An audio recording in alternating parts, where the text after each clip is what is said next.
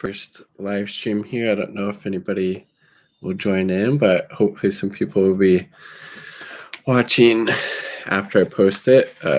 Just first live stream, and just wanted to share some thoughts and reflections after attending the March for Medicare for All event today / March that was taking place in downtown Seattle. Got some of these cool stickers. Some DSA folks were handing out. Oh, we got someone in there. Hello. So that's cool. Oh, awesome. Australia, very cool. What part? I've heard.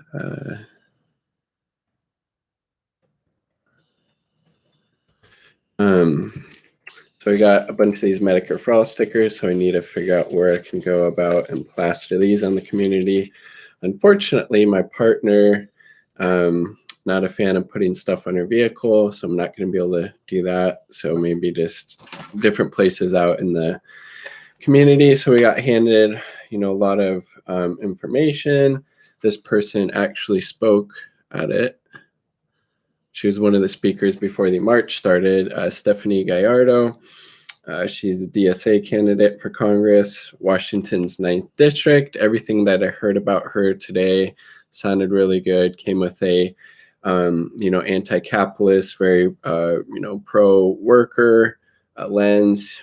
Also a supporter of Medicare for All, hence why she was at this event, as well as, talking about her campaign. So if you live in Washington's 9th District, definitely recommend checking this out. So fight for education, immigration, worker power, Medicare for All, Green New Deal. That's everything I heard so far. So good about that person. So check them out. And then what else did we get? This person spoke. I forgot what their name is, but one of the more impassioned speeches of the day. Stay hydrated. Some spring water, local spring. About some medical racism and negligence that happened. It was an event today. We weren't able to attend, but a 12-year-old Kalani Bolton basically was denied medical care multiple times. Definitely seemed like medical racism and just straight up negligence played a part. She died as a result. So follow Decolonizing SCI on, I think, Instagram, but really powerful speech. And Medicare for All would obviously, it's a, it's what you could consider targeted universality, meaning it's a universal program. So it's going to benefit the most, kind of vulnerable and marginalized by, having Medicare for All. So lots of reasons to support it. So we got the stickers, we got the literature. We also got handed out this paper. It's the International Communist Workers' Party newspaper called Red Flag, Mobilize the Masses for Communism.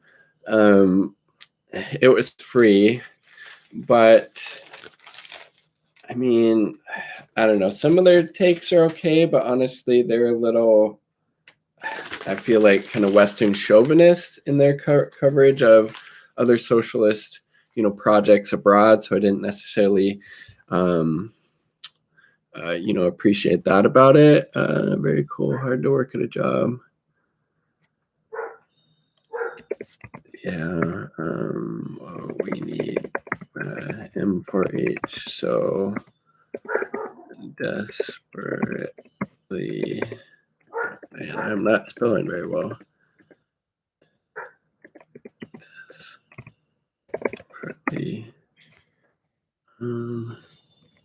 Spell check. Spell check. Where are you? Oh well. Yeah, we really need universal healthcare. I don't know why my spelling is this bad. It's usually not this bad. Oh, wait, say that. I'm still here, but want to hear you debrief. Oh, Perth, West Coast. I'm not super familiar with the geography of Australia. I've just heard really good things about like the no,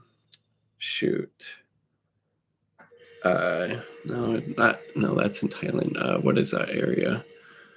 I don't know. But I've heard like, yeah, there's lots of really cool parts of Australia to check out. Would love to visit there someday. Yeah, I mean, there was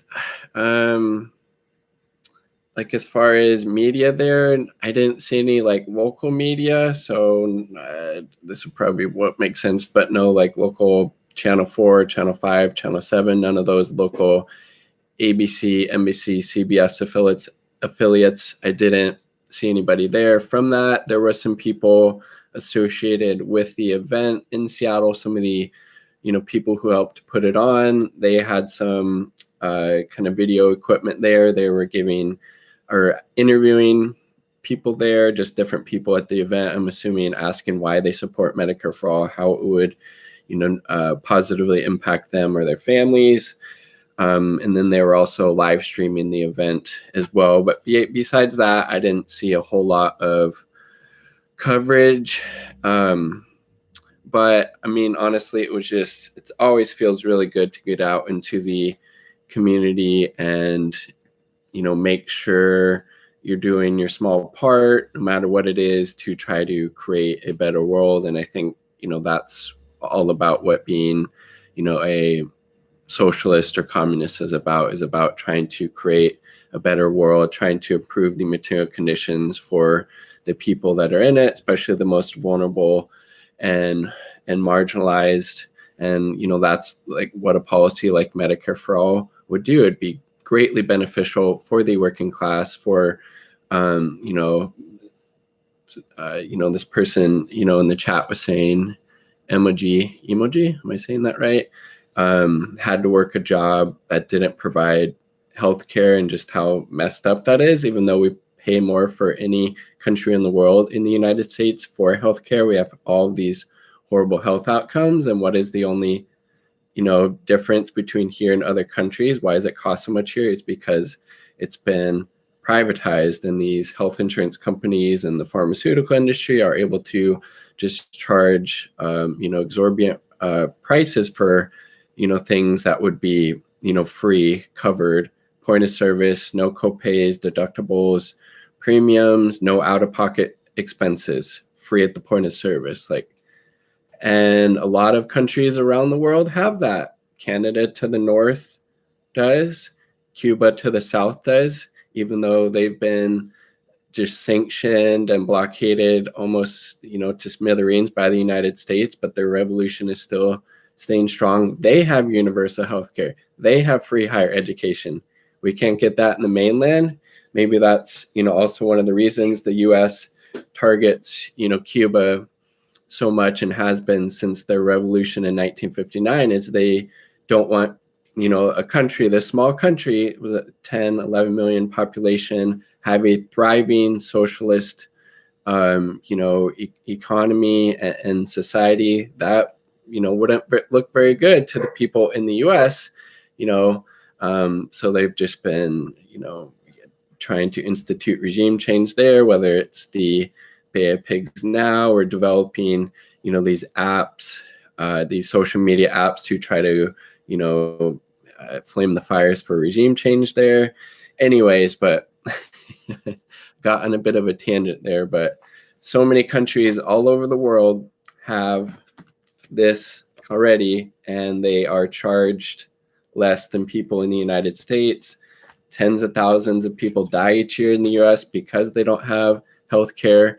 Medical bankruptcy is a thing. Like, you ask somebody in Canada, like medical bankruptcy, they would probably be like, what are you talking about? We don't have that here. Same thing with somebody in Cuba, the UK. etc.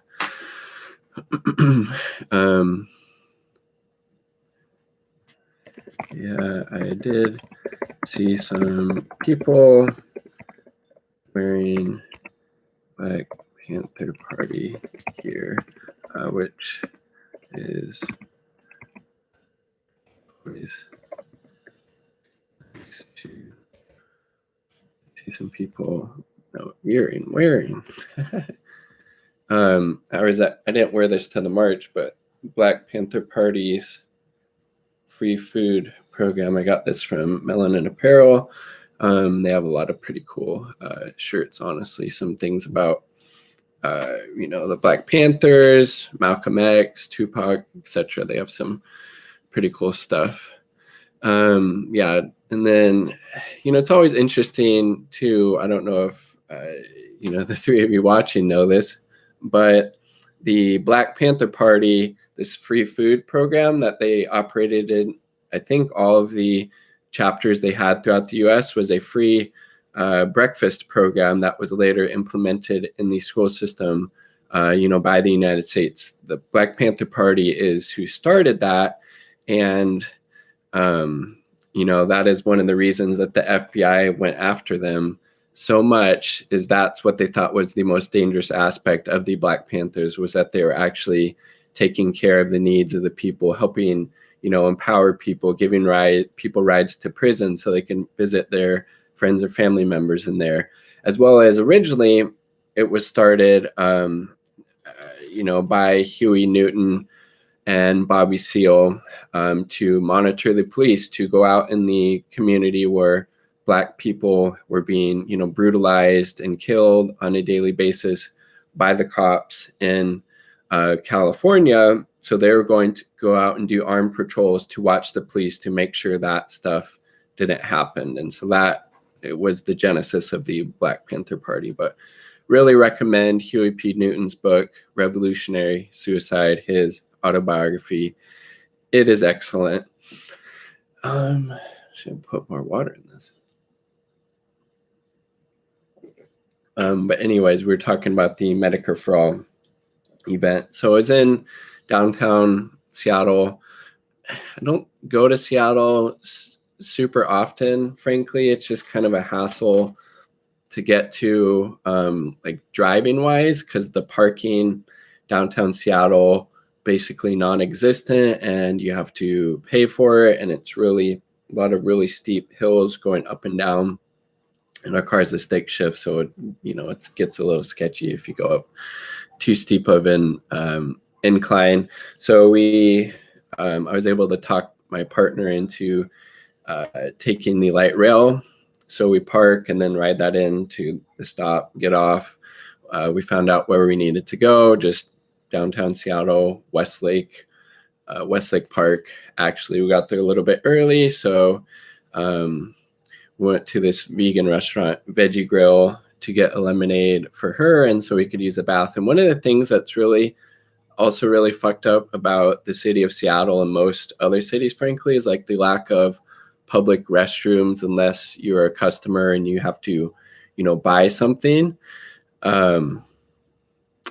And you have to buy something to be able to use the bathroom, because there's no like public restrooms to use in downtown Seattle, or frankly a lot of cities in the area that I live in, besides parks. But wasn't any parks in this area of Seattle that had any public bathrooms, not even at the light rail station where you get off at, where tens, hundreds of people sometimes are getting off at. No public restrooms. But I have the, privilege, the advantage of being able to, buy lemonade in this case, so we could get the code, to use this restaurant's bathroom. Like, just again, like how like a basic human need in the United States gets commodified. Like, to be able to use the bathroom, you have to pay for it. Like how ridiculous is that? Like, do better, Seattle, do better.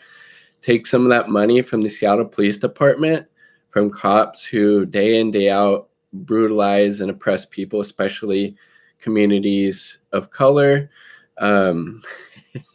especially communities of color and other vulnerable marginalized groups and people who speak out against that brutality and oppression. Take some of that massive amount of money that the Seattle Police Department gets, it's in the hundreds of millions of dollars a year, and build some public bathrooms, open some more parks, build some more houses, create some more, jobs, more food forests, more gardening, mental health care, arts, cultural stuff. Better use than giving it to the police. Again, cops don't make people safe. Actually meeting the needs of the community, making sure they have a good job, housing, education, healthcare, water, access to utilities. That's what makes people safer, not giving the police more money. Don't be so cheap. Just pay your bladders. Is worth it. You're worth it. Thank you. I appreciate that. Baron Saturday. Yes. Emoji shouldn't have to pay to pee. Completely agree. B for A. What is B for A? Not sure what that means. I know maybe they meant M for it, like Medicare for all. So let's see. So I talk about that person speaking about that 12-year-old child that died due to medical racism and negligence. I talked about that. That person spoke. There was a local organizer for Seattle DSA. That's who was handing out these stickers. And I will say one thing, like DSA is doing good stuff on the ground, whether it's helping organize this. I think they've also been organizing some mutual aid stuff. Like locally, I think DSA is pretty decent. It's at the national level that they seem to have really dropped the ball. Like I didn't see the national level DSA, unless they've done it in the last couple of days. Before the last time I checked, they didn't advertise any of these events happening in 55 cities, towns across the United States earlier today. Not a peep from them. And, they weren't in favor of the force the vote tactic of telling Nancy Pelosi, if you don't, give Medicare for all a floor vote, if you don't bring it to the floor so everybody, Democrats, Republicans have to vote on it. If you don't do that, we're not going to vote for you. We're going to support you for the speakership. And, the national level DSA, I believe, didn't come out in favor of that, or at least, didn't talk about it maybe, when a vast majority of the rank and file membership of DSA, from what I've heard, was in favor of that. And, why wouldn't you be? It's a smart move, politically. And you say, Nancy Pelosi, come out on the record and say that if I become speaker again, I will bring Medicare for all to the floor for a vote. Again, something that Nancy Pelosi 30 years ago, when she was first getting into politics, was in favor of Medicare for all, but isn't now. Either you could say it's due to corruption becoming part of the system. Maybe she supported it before, or she was just saying that then to get elected. I think it could go either way with it. Either politics attracts a certain kind of people that are, easily swayed by power and, and money, and what being a, politician has. Look at AOC. She supposedly says that she's in favor of, Medicare for all, which, I think she is. I want to take her, at her word, but why did she not talk about this? Why did Bernie Sanders not talk about this day where 55 plus places across the US were out in the streets, out in the community? The place I was at, they were gathering ballot signatures. I forget what the number of the initiative is, but if it gets on the ballot and majority of people support it in Washington State, we would then have universal health care here in Washington State. I think that would just be amazing, and might be the more expedient political strategy to actually get Medicare for all in these places. It's, I feel like, going to be easier to get that done on a state level. There's just, I feel like, more ways to, exert your will, and this would be one of them, getting it on the ballot. So I think it would be this November, right? If they get enough signatures, and then if a majority of Washington state voters vote yes, we would have universal health care in our state, which again would be hugely beneficial to all the people that don't have it, and the people who are tied to a job, who lose their health care if they lose their job, etc. Anyways, let's see. Bathrooms. Wait, those stickers were supposed to be free. I paid $20 for mine. Yeah, they were just handing them out. The Seattle organizer who was out there with DSA was just handing these out. It was basically said, take as many as you want. So I did. Just, I mean, why not? Like, that's the message. And when I think of Medicare for all too, I think, of a NHS style system that they have in the UK, where it's state funded as well as state, state. Let's see, how do they do it? It's public ownership of public hospitals. That's what I meant to say there. Yeah. Well, will you send me that 20 back then? That's funny. But yeah, these were free. Let's see. Yeah, so that person spoke. There was also a musician there who had some songs about Medicare for all, and about like political corruption and stuff. I didn't necessarily hear like any critiques of capitalism, but it's still cool. They were making music, political music, so you got to salute them for that.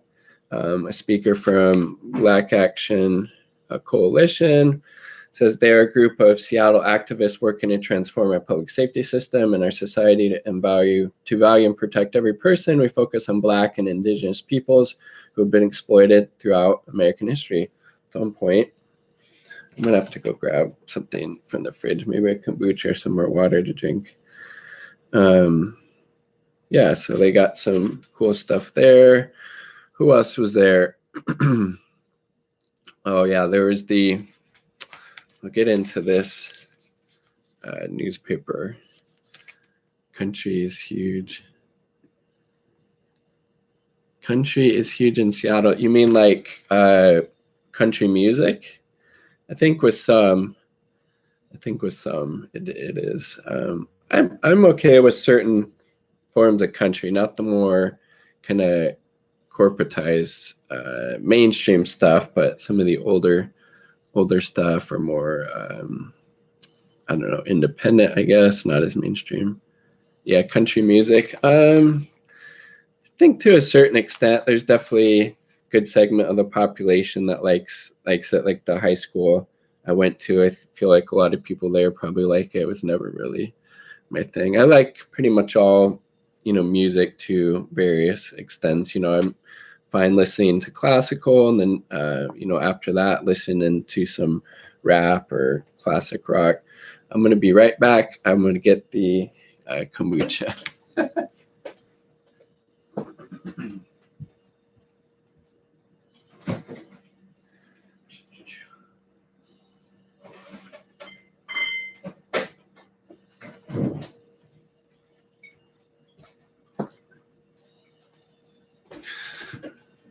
Oh, all right.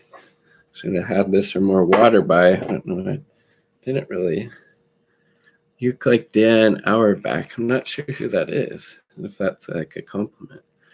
Oh yeah. Okay. So this sounds like Baron, you were actually there today. Yeah.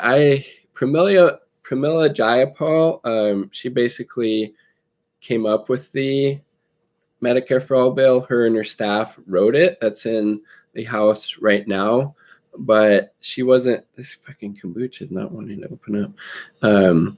She was not there. She did leave a recorded voice or audio message. I at least heard it. I don't know if it was also video. But yeah, she was not there in person.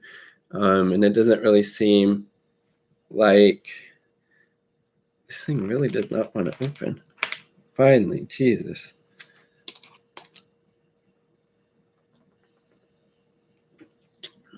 Only member. Well, this is pretty good. I'm not sponsored by them or anything, but we get these at Costco. Brew Doctor Kombucha Superberry has raspberry, blueberry, goji berry, oolong tea. Very, very tasty, and doesn't, I mean,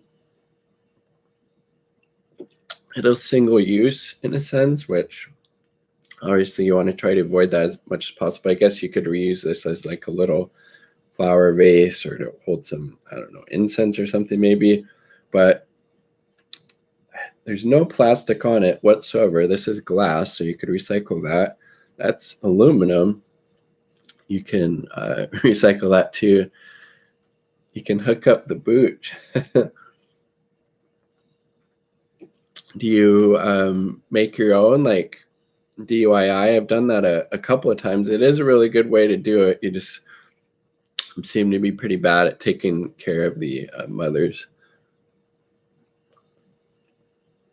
We reuse bottles of like what I'm using now. Like, yeah, repurpose them. That's awesome. And like, there's not a ton of sugar in this, which, I mean, honestly, I'm okay with sugar. I consume a decent amount of it, but like, if you're going to consume sugar, like in a kombucha is not a bad way to do it. My throat is feeling much better right now. So the International Communist Workers' Party, did I already go over this? I don't think I did. I don't know if I did. I want to start talking about other stuff. Okay, so these people were here. The International Communist Workers' Party. It was free, so I took it. I read it a little bit on the light rail ride back to our car. They seem okay, and it was also, I really appreciated that. Oh, excuse me. Half of the paper was in English, the other half was in Spanish, so that's pretty cool. Title one of the articles in here: Capitalism Murders Factory Workers in Bangladesh. You might as well, write Capitalism Murders Factory Workers, anywhere capitalism is operating or something like that, right? But, I like that. New comrade talks about communism with coworkers on the job. So that's cool. One of the things I didn't like, and I don't know if it's just a one-off or if this is something that's, a part of this. What is it? The International Communist Workers' Party is, they seem to have a little bit of Western chauvinism to a certain extent, just with how they're talking about certain socialist projects, abroad, particularly their stance on Cuba. I kind of felt was like both sides in it a little bit, which I don't appreciate. So yeah, I don't think I'm going to be joining that organization anytime soon. Oh wow, your own kombucha company. Wow, that's amazing. Is this like a local thing, or are you outside of Washington State?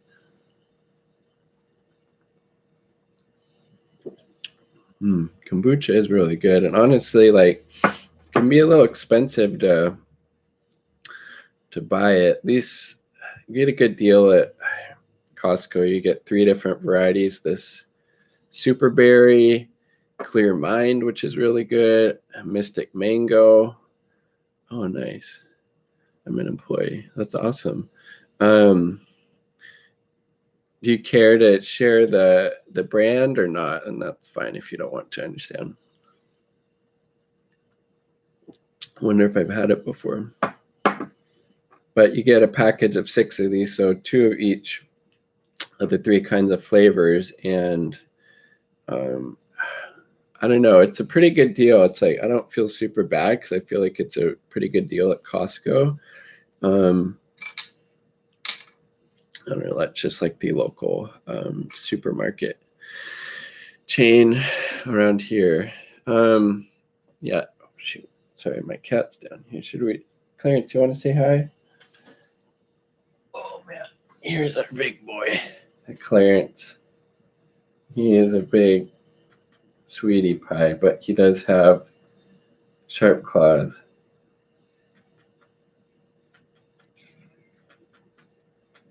Clarence. He's a really sweet kitty. Oh, excuse me, this kombucha makes me a little burpy. Not with this account. Okay. I went to law school at Costco. So did they pay for your law school? Is that what you mean? Oh, it's in PCC. Okay. We were at PCC earlier today, actually, before we went to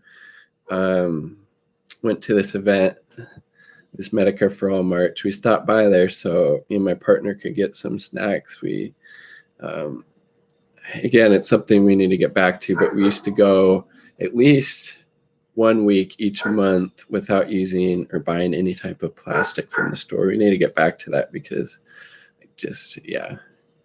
Took some getting used to, but I found it pretty helpful, and just like I feel better about just plastic. Like, oh, it takes so long to biodegrade. It's made out of, petrochemicals. Horrible for the environment, horrible for where it's used, where it's refined, etc. And I'm just rambling at this point, aren't I? The Supreme Court Justice? Oh, no, definitely not after Clarence Thomas. We just felt like Clarence was a good name for a cat.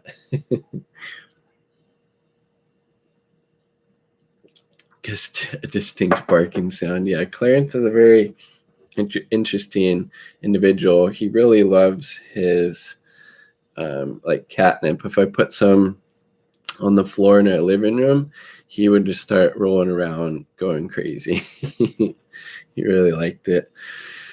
Let's see. Yeah, so they had the musician, I forget their name, but they were pretty good. And then, is that everybody? Might have been everybody. Then the march started. Like I said, smoked catnip. Wow, that's brave. I don't know if I would do that. What was that experience like, if you want to share?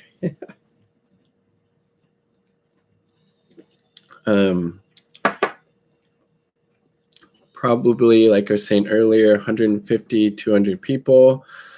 Not horrible, frankly. And again, this was the first time, at least I've heard of recently, of any type of event happening locally where the expressed focus was, on universal health care, Medicare for all. It's mellow. Nice. But yeah, so I do think it's like, why, people in the chat, why do you think the, so-called progressives in the Democratic Party, didn't attend this event, didn't amplify it over social media? I did see that Cori Bush was at an event. I'm not sure if that was in DC or somewhere else, but she was just south of Seattle, not super far away. Yeah, exactly. We'll just say general Seattle area. That's pretty big. But yeah, it's besides Cori Bush, is any so self-described, progressive or member of the squad like talked about this event or amplified it or attended? I mean, I find that silence pretty, striking. And what gives there? What's going on? Why is that happening? Why do you think? Is it just, well, it's not that big of an event. It didn't really reach, the ears of, AOC, Bernie, Rashida Tlaib, etc., or was it more a case of they knew about it and then they thought if they supported this, then they would have to come out against Democratic leadership? Yeah, I know exactly. Like, what is that? You think just out of pure like self-interest that they want to keep kind of their seat or their be able to curry favor with these politicians in the system, or um, have they just been corrupted by it? Yeah, why do you think that is exactly?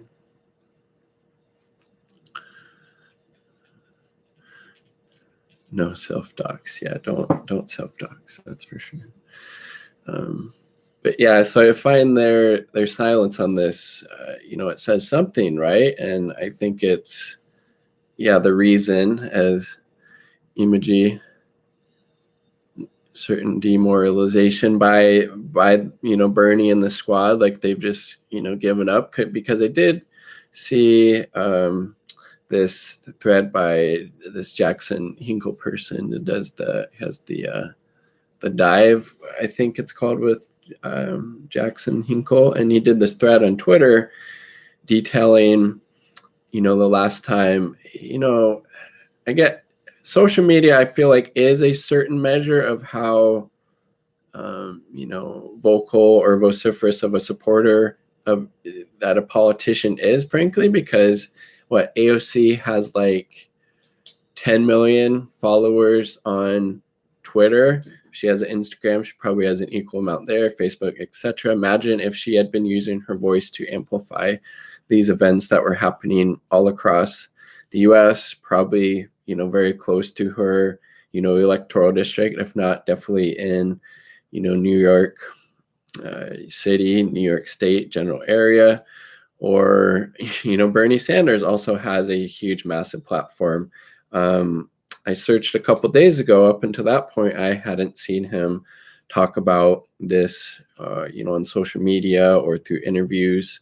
And I find that, pretty, disheartening, but not surprising, just because of, I'm not the first one to say this, but social movements, the Democratic Party is the death of social movements. Basically, these people could have came in with the intent in their heart and their mind that they were going to support these policies like Medicare for all or canceling student loan debt, but then they don't want to call out the Biden administration. They don't want to call out the leadership of the Democratic Party. So it's more of a go along to get along type of thing, and the machine just kind of grinding you down, that way, because it is, so corrupt, so disgusting, both on the Democratic and Republican side. Obviously, Democrats just have slightly better, social values compared to the Republicans, but it are as equally, disgusting for the most part on, economic and matters of, foreign policy and imperialism. Jimmy Dore and other problematic people are associated with it. That was the most blatant excuse for punching left. Oh, you mean trying to say, well, these people are going to be speaking at this, whether it was, Jimmy or anybody else. And then, so it's bad. And so I don't support Medicare for all anymore. Is that what you're saying with that, Imoji?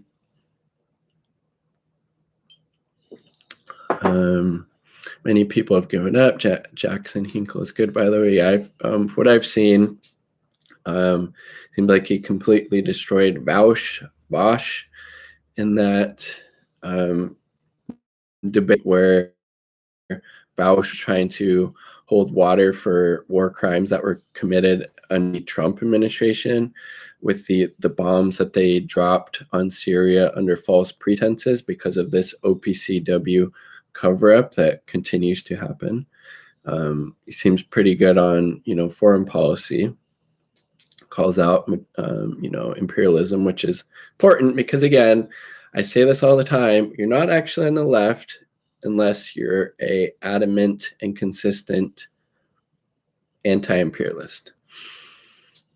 which, as Lenin alluded to, as being the highest stage of capitalism, which it makes sense. They delegitimize the event, not Medicare for all, just any effort for it. So you're saying you wouldn't want Jimmy Dore or what other people to talk at this event? Is that what you're saying? Yeah, I did see that Jimmy Dore was going to be a speaker, I think, and then Jackson. We didn't get to finish the event because we had to get back for some family stuff, but they were going to march to Seattle Center, which is where like the Space Needle is, and have more speakers. I think Nikita Oliver was going to speak. She is running for a city of Seattle city council position. So definitely check her out if you're in her district. I would encourage you to vote for her. I even donated a little money to her campaign a little while back. She was going to be speaking along with the socialist member of the Seattle City Council, Shama Sawant, the only elected oh Jesus, excuse me, that was a big burp. Excuse me. Socialist member on the Seattle City Council, and the only one who consistently stands up for the needs of the working class. And then you have this right-wing recall campaign against Shama Sawant as well. Let's see. Majority report in TYT are against any grassroots action, especially if their egos are injured by it. I mean, it seems that way. Did the majority report do any videos about this event? I frankly don't really watch too much of their stuff anymore once I became more concerned about, U.S. imperialism, and I feel like, I don't know, has the majority report always been on the side of, Julian Assange? Is that something they talk about a lot? And I know TYT, horrible on Assange, this whole thing with the, OPCW debates and everything to a certain extent happened because of all of the bullshit and smear that they threw at Aaron Mate, an actual credible journalist who has testified at the United Nations, I believe, several times about the OPCW cover-up, because he has researched it so much, has published a number of articles, and this is who TYT was smearing. And then the video to supposedly debunk what Mate was saying about Syria is this Patrick Hillsman guy, this absolute hack who's contributed a couple of paragraphs on the topic. I mean, Jesus Christ. Again, you can literally look at the WikiLeaks coverage of the OPCW. They have the literal documents there. You can go and read through it. It's pretty easy. You have these different documents there. One of them that says in the scientific report that says, more than, not verbatim, but paraphrasing here, that the supposed gas cylinders that were on top of these, I think, 2 apartment buildings, were more than likely placed there manually and not dropped from above. Okay, placed there manually. Who was in control of that area at the time of this supposed chemical weapons attack? It was the group Jaysh Islam, something like that. I'm probably butchering the pronunciation. That's who was in control of the city. This was in Duma, right? 2018, right? In Duma. And the report also, clearly stated there was no evidence of a chlorine gas attack or any other type of chemical weapons attack. But the OPCW, the leadership, because either, they wanted to support the U.S. empire and, the UK, I think France as well, dropping more bombs on Syria, devastating for another country that they've just absolutely torn apart and still occupy a third of it, that being the United States, the oil producing and region where they grow wheat in the country. I mean, so yeah, if you're so TYT is definitely trash. Majority Report, I mean, they're decent, but I feel like they're a little kind of democracy now, a little bit in their worldview, especially with regards to foreign policy, which I'm trying to basically just saying that, they could be better, and sometimes they're a little bit, problematic with let's just say their Western chauvinism, maybe. Free Assange, completely agree. Y'all heard about Sybil Edmonds, the FBI whistleblower, saying that she knew of Cenk Uygur? No, I did not. I mean, I frankly wouldn't put it past him. I think I saw a thing the other day. I think maybe it was Jackson Hinkle. I didn't watch the video, but I just saw it. So I was scrolling past other stuff that Cenk was saying that the CIA isn't bad enough, or they don't really do a lot of bad things anymore. Something in that vein. I'm gonna have to look that up. If I remember this, maybe I should write it down. That does sound kind of interesting, and frankly, something he probably would do. Sybil Edmonds. My partner always talks about how horrible my handwriting is, but I don't think it's that bad. But maybe that's just because I can read it. USA, CIA, Cenk Uygur. Who is Uygur? Yes, I spelled his last name right. Okay. All right. Look up. I remember. All right. Cool. Thank you for that. That is actually kind of interesting, and again, something I can completely see him doing. Cenk came to New Jersey when he was like 10, though. He was young. Some head choppers. What do you mean head choppers? Humanist Report is in that TOIT sphere and actually reported Stundin. What is the Stundin revelation? Can you speak more to that? For a little once, the shit libs were quiet in the comments. Mike Fig is okay sometimes.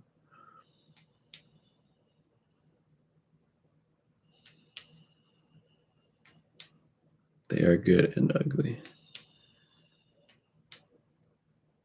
Oh, I don't think my cat's here. The Al Nusra guys in Syria. Oh, like the United States was funding a lot of these groups, whether directly or indirectly in Syria.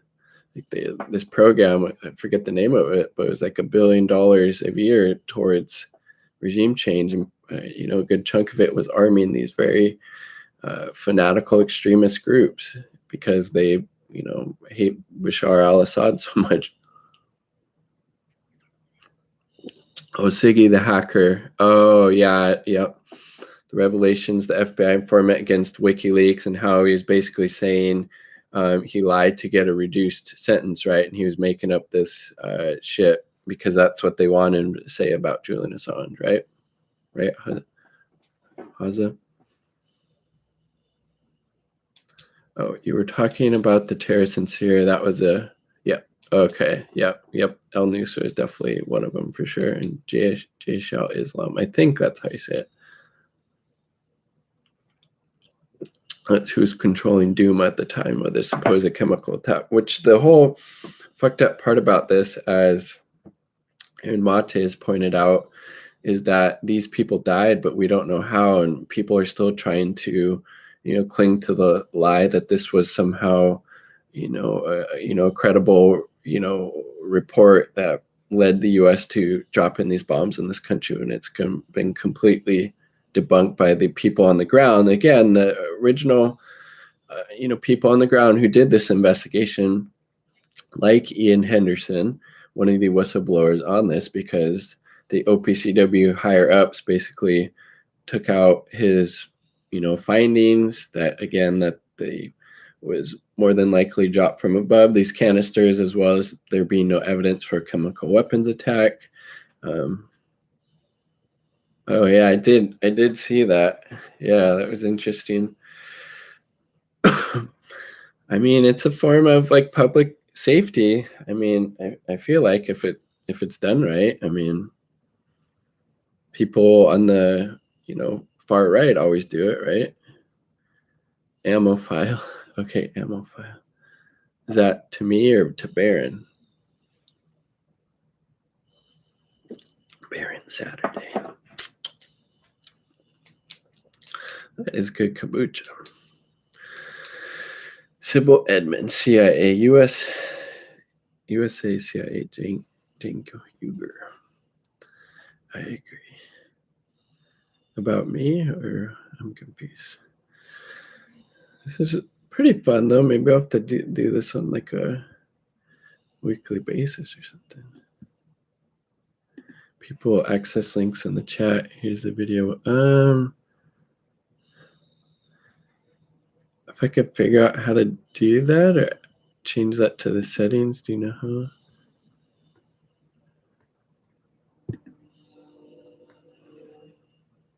Yeah, I'm not sure how. Mabel Jones. Yeah, I'm not sure how to change it. Can you try to just put a link in there and see if it will? Oh, excuse me. Kombucha. Should be interesting to look into. I don't know how legit it is. Yeah. Tough to say. I have to look at the source, and the evidence. We need monthly marches or similar M4A events. Completely agree. I was just thinking that, like, keep the momentum going, get the word out there. Especially on, a local level. It's like I was talking about earlier. If it gets on the ballot and a majority of people vote for it, which I think is easier to get that done than, to get a majority of politicians, either at the state level or the national level, to support it. I think, obviously there would be a pretty fierce campaign by, the pharmaceutical and healthcare, industry, but that's to be expected. That would also be happening, with, politicians in Congress too. But something like Occupy symbol is hot. Yeah, Baron, I agree. Well, the former, she's a former CIA agent.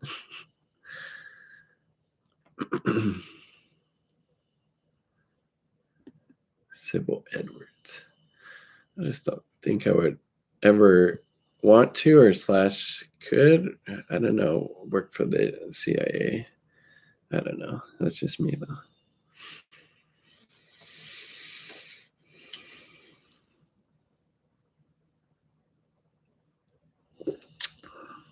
Pretty good.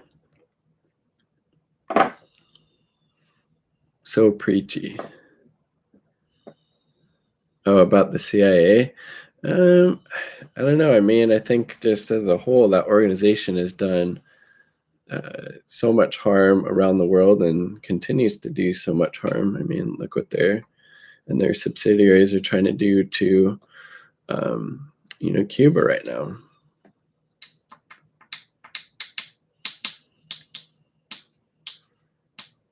I mean, I'm not saying, the people that work for it are awful people, but I'm saying the organization that they work with does, really awful things. Okay. It's hard to tell, like what's sarcasm or, what's serious.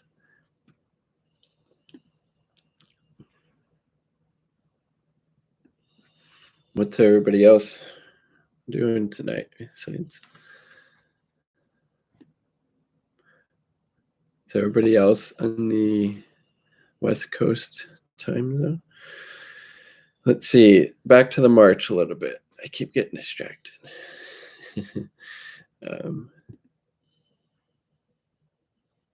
Yeah, I grew up here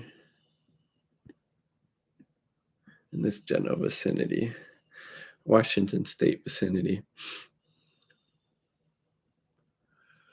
pretty cool. Like, I don't know. I've been to a few other states. Only other place I could see maybe going would be to like, I don't know, one of the Hawaiian islands. But then it also feels like, oh man, kind of just more colonizing behavior to a certain extent. But like Hawaii, such an amazing, amazing place. Later, huzzah. Laters. Oh, Pioneer Square. Okay. Nice.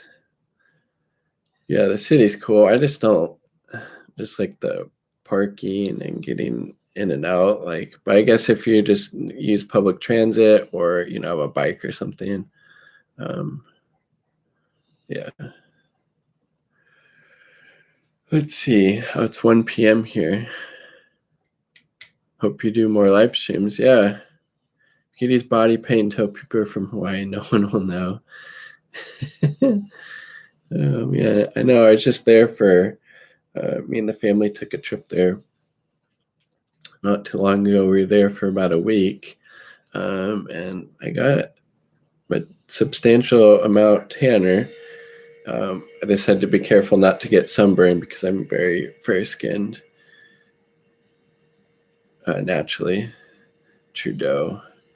Oh, yeah, Trudeau is horrible. He's like a kind of a Canadian version of, Obama. Like talks, really nice and seems all, well put together, while continuing out, neoliberal white supremacist, style policies.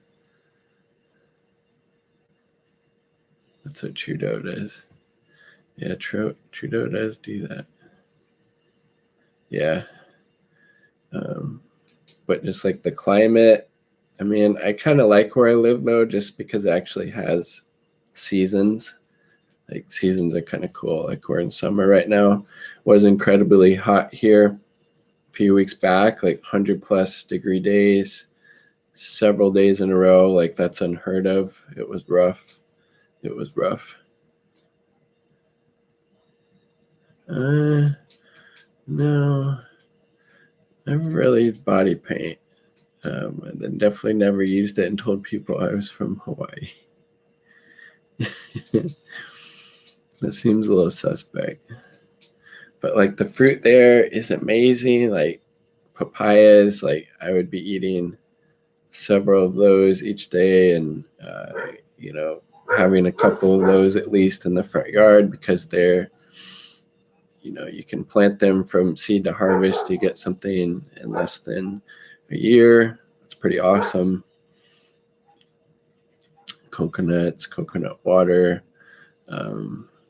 pineapple, dragon fruit. If you can find good dragon fruit, if you can get good pineapple, especially white pineapple, you can try durian, longan, lychee, rambutan. So many, so many tropical fruits. But yeah, again, it's quite a bit different. Dragons. I mean, dragons aren't real though, are they? Like the fire breathing type, is that what you're talking about? If so, I don't know. I don't think I've seen any evidence that there is, right? Like any scientific evidence, just all like movies and shit like that. Dragon fruit. No, I've had dragon fruit. The last time I had it, it wasn't super good, but I did have some. But like when it's good, it's like really good. Fire season. Oh, like here, yeah, it's definitely fire season where I'm living too, and it's just gonna keep getting worse and worse. When climate change, more and more smoke, more and more you're not supposed to be going outside without like one of those N95 respirators. But yeah, but addressing it, that's too expensive. But here's 25 more billion, for the war machine. That is, again, one of the biggest polluters in the world. Ooh, this is pretty fun though. I'll have to do this again and maybe schedule it so we can get more people on, or share it if you're still on there and want to. Let's get back to the march a little bit, because I think that's what I titled this stream, right? So if you like the video, also like the damn video. I say that in a lot of my videos too. Just, I don't know, it sounds cool. I think it's kind of cool. So we marched for a little bit. It was originally, I think, going to be like a 2-mile march or something. We had to get going, again, for family stuff. But it was just really cool to be out there with a lot of other people, that were willing to take up time out of their day, out of their Saturday, to go out there and, advocate that we need, Medicare for all, as well as people, getting people to sign the initiative so it'll be on the ballot so people can vote on it in Washington State. It's just good energy to be around that, and super important to get out there and do stuff like that. It was tough for me to get away, to it. Yeah, I understand. Life can get busy. Life can get hectic. Not everybody has the, ability to be able to do stuff like this, especially on a consistent basis. But I think it's just, getting out there, doing that type of stuff when you can, or finding other ways to, be of use to the cause. Smash that like button. There you go. Smash that like button. I'm super busy. I get it, man. Yeah, I get it. I've lived and have lived a very, privileged existence to a certain extent. And one of the things I like is just, time to do with, what I want to. Is like super, super nice. That's what I, like the concept of fully automated luxury communism. Everybody, there's so much abundance. People really don't have to buy those blinds. What does that mean? I can tell. What can you tell from the blinds?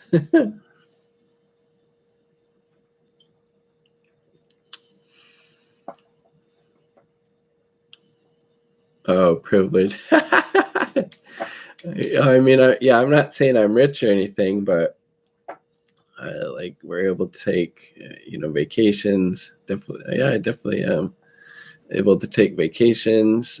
Be able to, go to the city for half a day to, attend this. I can't spell today. Yeah, that's how I was feeling earlier.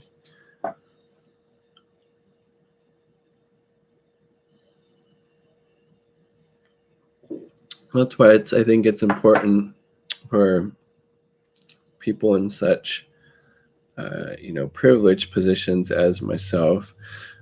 But who is it? Like Adolf Reed, maybe, who talks about this, about trying to get away from the privilege discourse and maybe calling it more like class advantage or something like that, because privilege kind of disconnects it from that, structural kind of analysis.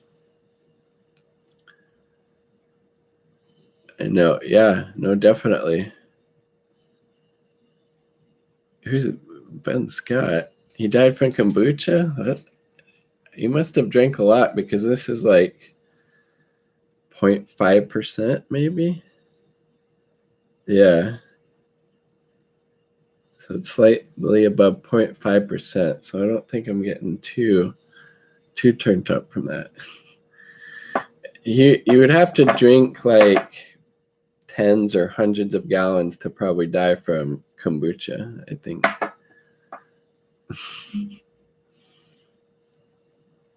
It's all gone though.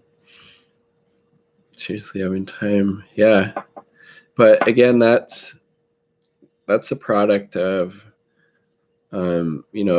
capitalism. If minimum wage had been keeping up with productivity, it'd be about $25 an hour right now. What is it at the federal level? Like $7.15, $7.50, less than $8 an hour. Like that's fucked. That's not IDPOL approved. What's not IDPOL approved? Identity politics approved.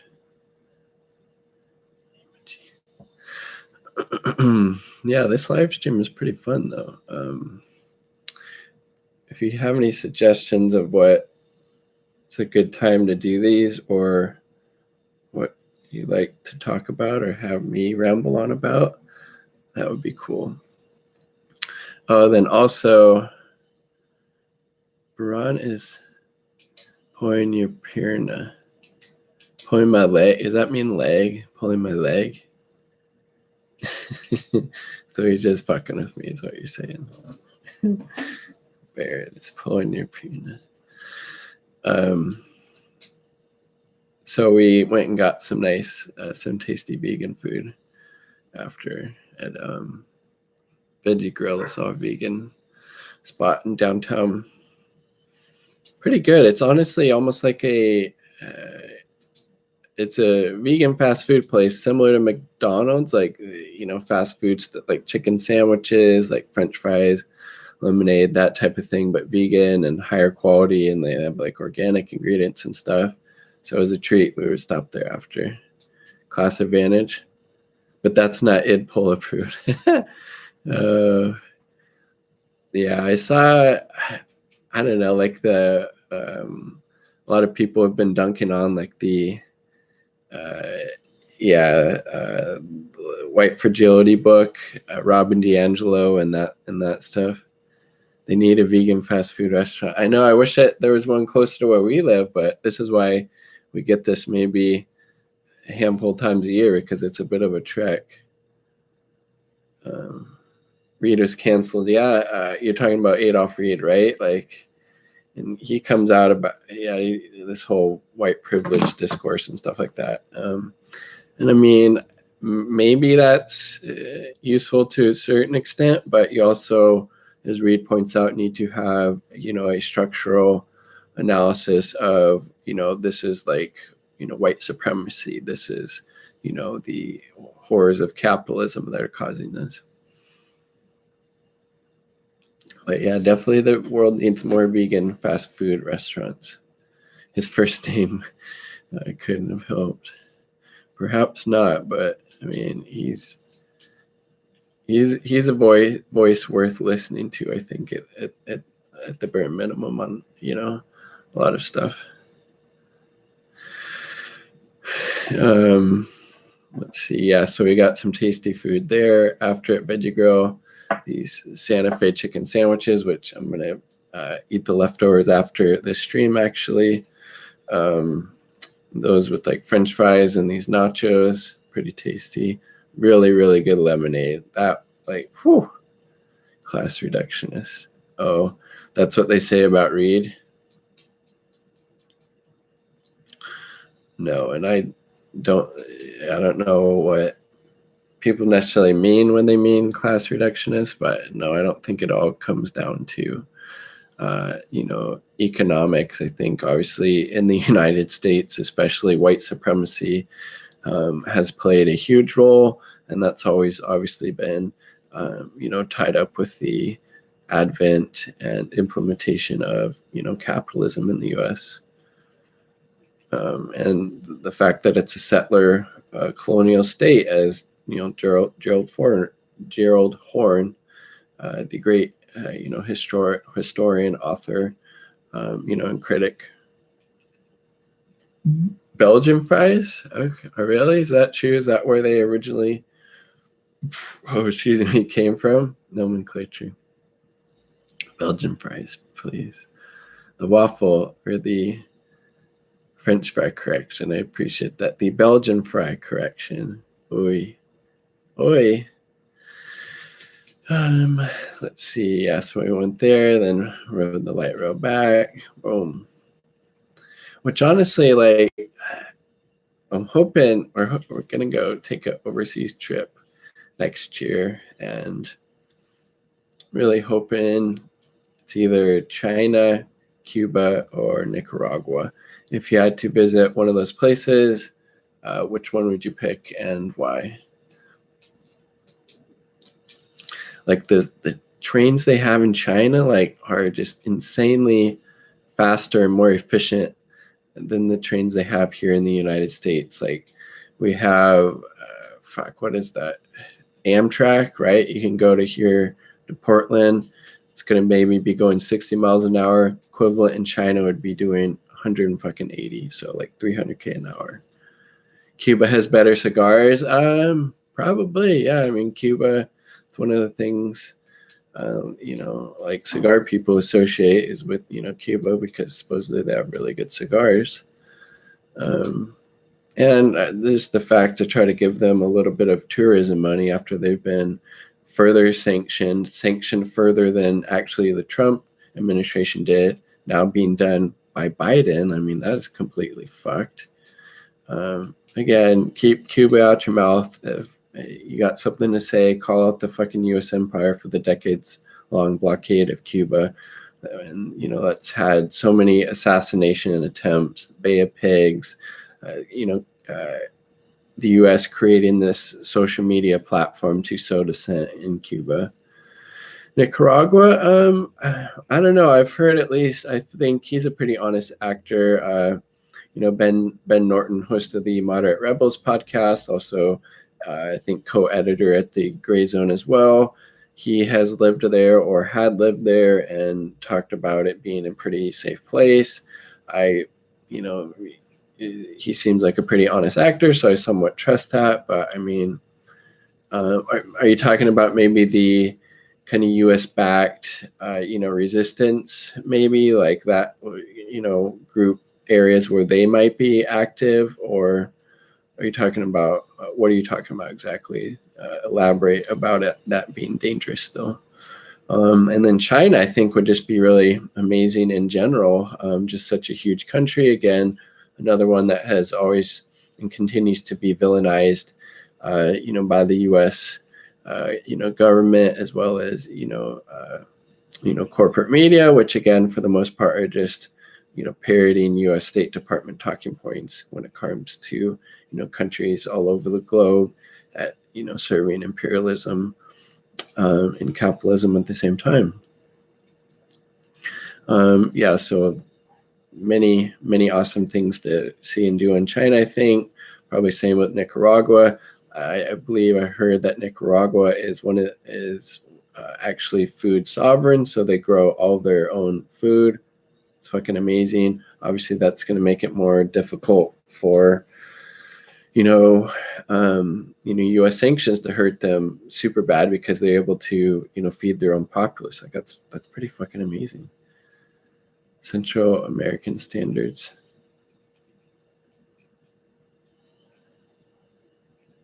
What do you think about Jordan Chariton being upset with Jimmy Dore for all the drama and he's caused with Ryan Grimm? Is Jordan Chariton, is that the Status Quo guy? Is that the dude, Status Quo, with the glasses? Am I thinking of the same person, or is that somebody else?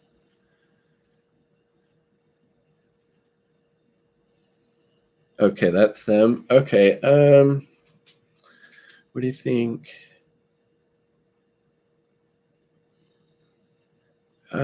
So what is he upset about? Just that he thinks Jimmy Dore is acting in bad faith, or is he like lying in his critique? Is he being too aggressive? Like, what is he exactly pissed about?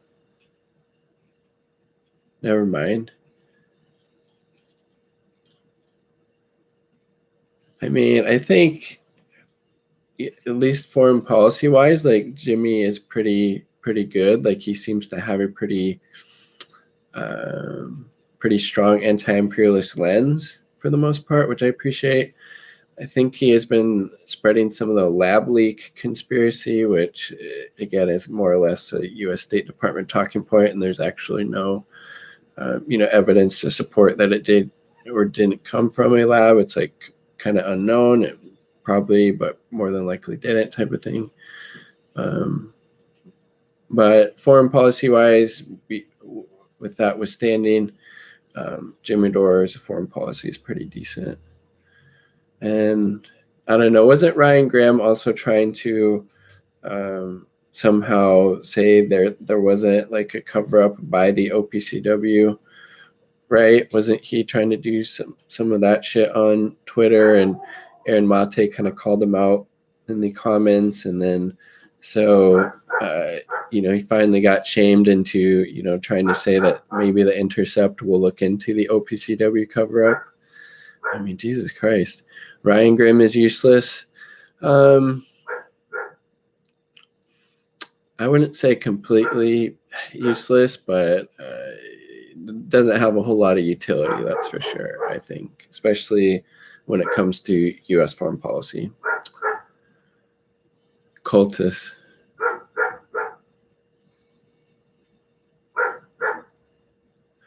Yeah, him and Jen are calling door supporters cultists. I mean, I think you got to be more cultist to support TYT at this point than Jimmy Dore, right?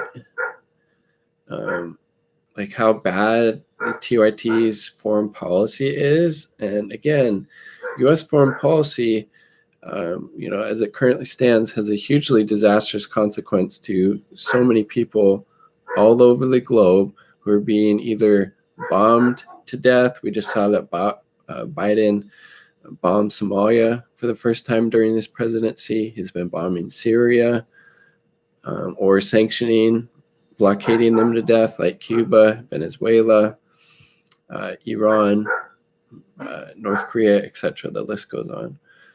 TYT is usually in favor of that. Again, it seems like a lot of people bring it up, but I think it's noteworthy when Anna Kasparian of TYT, one of the co-hosts, huge part of TYT, interviewed Madeleine Albright at this State Department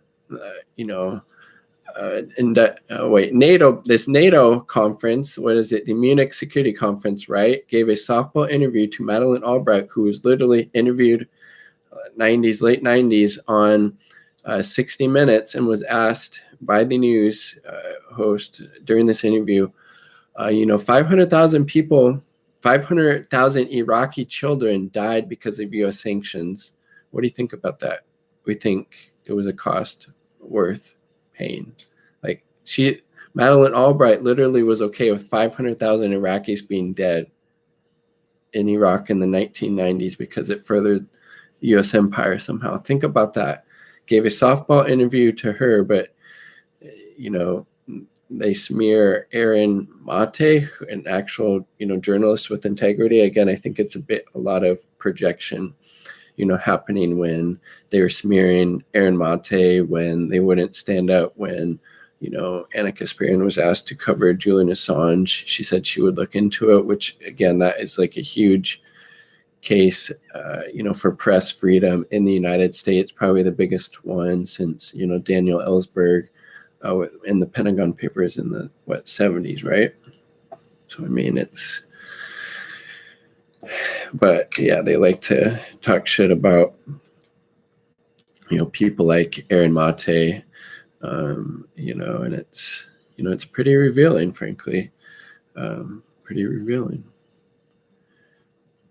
Let's see, status quo didn't even acknowledge the fact they went after Mate.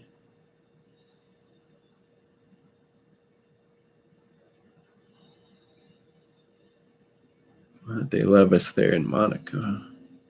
What is Monaco? Is that Monaco? Is that Spain? Is that Italy? That's somewhere in Europe, right? He just seems upset that no one watches their stuff. I don't get it. Oh, that nobody watches TYT? Is that what you mean?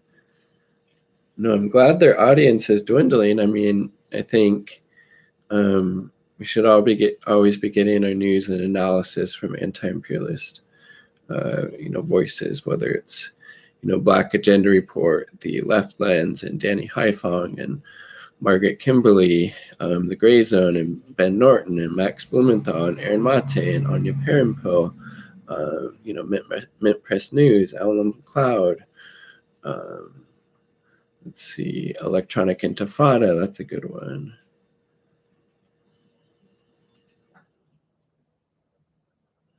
Oh, that status quo. Nobody watches that. Oh, and like all that was generating views maybe for Jimmy and stuff when he was dunking on Ryan.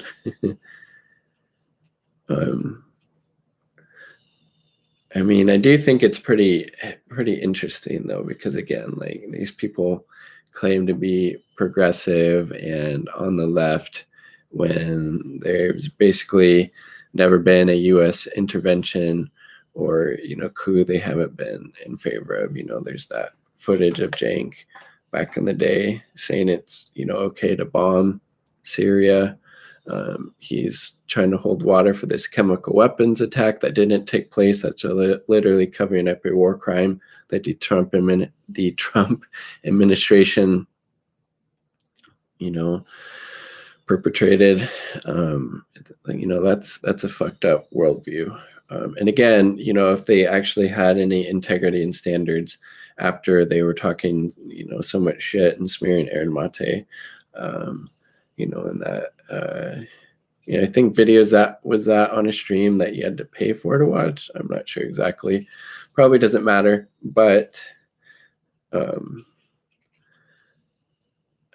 yeah, I mean, they're just imperialist hacks. They're useful idiots. They're always going to funnel people into the corrupt Democratic Party and electoralism when real change is going to, in large part, obviously there's going to be other aspects to it, but getting out on the streets, things like general strikes, coordinated strikes, things that can really grind the capitalist machine to a halt are going to be super important. I think status quo is pretty decent for the most part. And I don't watch, a ton of their content, but I know like they've been, pretty consistent of their coverage of the Flint, water crisis in Michigan, right? That's pretty good. They usually have somebody on the ground at, these bigger kind of protest or movement events. That's pretty cool. Like that on the ground coverage, that's important, especially to be able to document, when the state is committing violence against these people. Yeah, this is pretty fun. Have to do it again. Maybe just make it at the same time every week or something. Probably make it easier. Could go eat some of that leftover food. Yeah, let's see. Any final thoughts or questions or observations from attending that March for Medicare for All that you attended or that I attended or that you had questions about? It was pretty, again, just really empowering to be out in the streets, to be out there with your, comrades, both known and unknown. Just getting, there's no cat here. There is, holy shit, the GoPro just like beeped at me. That was weird. There's no, well, I should say there are cats here. You saw the cat. There's no cat making any noise or anything. There is a dog outside my neighbors have, and it tends to bark quite a bit. Hey man, glad to see you go live. Yeah, this was fun. I honestly didn't know if anybody was going to tune in, so it's cool to see that a few folks jumped in. That's awesome. I gotta interact with y'all through the comments, and you gotta hear me blather on about stuff. It was a good time had by all, hopefully. Pinche gato. I know that second word is cat. What does pinche mean? Small cat, big cat. I mean, big cat would make sense. He is a rather hefty boy, Mr. Clarence. I mean, it's possible. I feel like it's possible, but I don't think there's enough evidence at this point to like conclude that that is what happened. And I think by doing so, it feeds, anti-China narrative and, that rhetoric that gets fed more fuel. There's going to be more hate, rise in anti-Asian, hate crimes. And, it's, so I just, yeah. But I mean, again, I think it's possible, but there's not, a lot of evidence at this point to definitively say that is where it came from. Like it's kind of unknown. Basically, there's these different ways.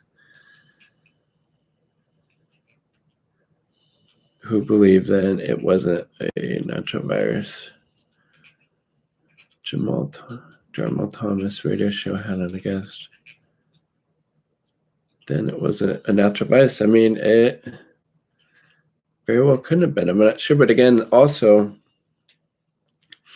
needs to be pointed out, and most people, don't, that this coronavirus, this COVID-19, was actually found in other areas before it was supposedly, allegedly leaked from this lab in Wuhan. I believe in, I want to say Spain and maybe one other place. Or we talk about the Wuhan lab of virology. Let's talk about Fort Detrick. I believe that is in Maryland. Correct me if I'm wrong in the chat, but that is where the United States creates their own chemical weapons. And not too long before this whole pandemic started, there was this mysterious illness that sounded very similar to, the impacts of COVID-19 on a community very close to Fort Detrick. Let's talk about that too, okay? If you want to talk about lab leak, let's talk about Fort Detrick. Alex Rubenstein has a pretty interesting piece and perspective. You can check it out in his Substack. He's also, another journalist worthy of supporting. And I think what I'm going to do, I need to start supporting, a few of these content creators, journalists on, Patreon or whatnot, just because a few bucks goes a long way. If everybody did that for the content that they like, that would be pretty awesome and powerful. And I definitely have the means to do that. And again, that goes to my kind of class advantage. Not everybody does, but if you had a few bucks to chip into some patrons for kind of anti-imperialist socialist commentators, whether be their domestic comments or foreign policy analysis, who would you recommend supporting? I think Danny Haiphong, the Black Agenda Report, Be Good Option, maybe the Moderate Rebels. Let's see, Rania Kalik. Her commentary is also very awesome and has a consistent anti-imperialist lens. Let's see, who else? Maybe Bay Area 415. The guy, who dresses up, has the sunglasses and everything. His knowledge is pretty deep. Honestly, somebody's. What about the Fort Lee? What was that? Oh, well, just if we're going to talk about, lab leak, if we're going to talk about the supposed lab leak that may have happened in Wuhan, let's talk about Fort Detrick in the United States. I believe that's Fort Detrick, Maryland. You can Google it real quick if you want. And why don't we talk about that? How, the U.S. has a history of, creating and using chemical weapons. And this community that was pretty close, vicinity-wise to Fort Detrick had this, mysterious illness run through it. And I believe if, the story stands true in my head, that these people had symptoms similar to COVID, 19. And this was shortly before this was supposedly discovered in Wuhan. And again, we already have evidence it was discovered other places. I believe it was Spain before it was supposedly leaked from this lab. Too hard to spell Google. It's not that hard. Katie? No, this was a article. I mean, Katie Halper very may well have interviewed him. That was written by Alex Rubenstein. And just Google Alex Rubenstein Substack. You could find this article on there. It's fairly recent. But Katie Halper, I do also appreciate her journalism and her, her comedy and humor. She's pretty funny to watch. But yeah, so who would you donate to, their patrons for kind of left anti-imperialist, content and journalism? Whew, this was a fast hour and a half. that food is just going to be so good. Sometimes like leftovers can be actually better than when you had them, originally. Which part? That article? Yeah, actually, I think you can go back. I'm pretty sure I made a video about this, actually, yeah.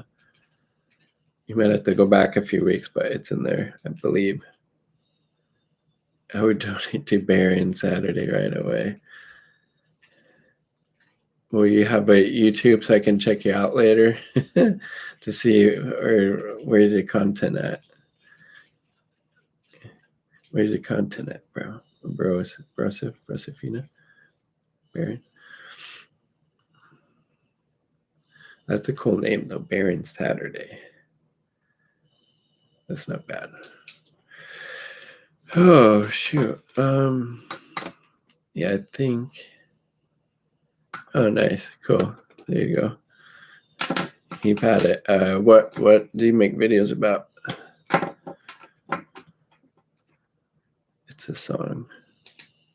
Baron Saturday by Baron Saturday? Or Baron Saturday by somebody else? Baron Saturday. What? That's interesting. That is a funny name. Baron Saturday. You'll see. They vary. Okay. I'll check it out. I'll write it down. Baron. So what do you make videos on? Do you have a theme, or is it just kind of whatever you're feeling? Baron.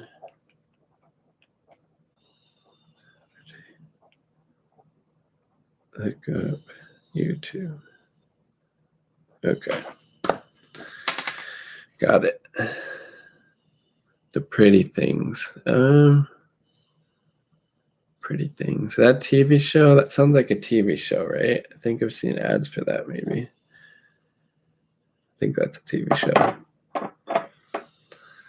I don't know. Sometimes it is nice just to watch like TV that's not like political or not consume super heavy content. Like, I don't know, something.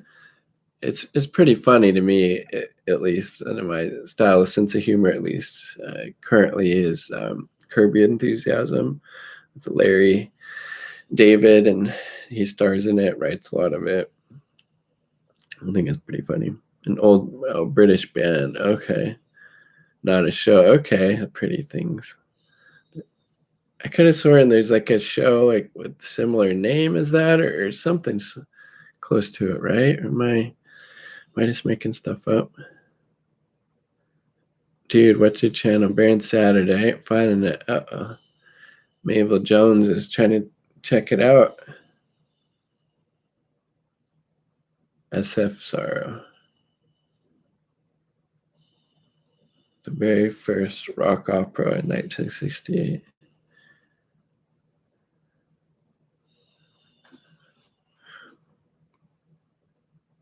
Melville said he's not finding it, though. Mayville Jones.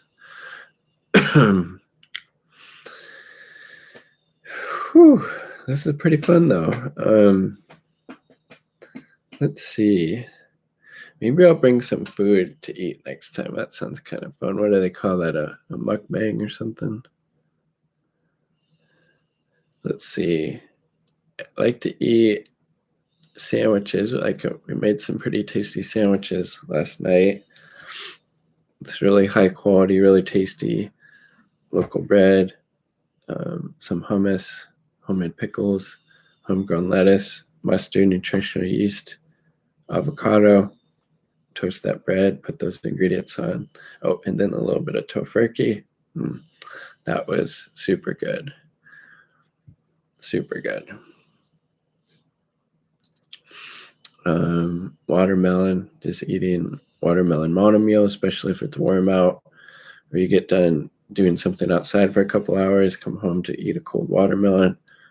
Whew, that's super good. A really simple dish, actually. Put some quinoa in the rice cooker, red quinoa. If you have the choice, again, that's a little, bourgeoisie, probably it sounds like, but red quinoa.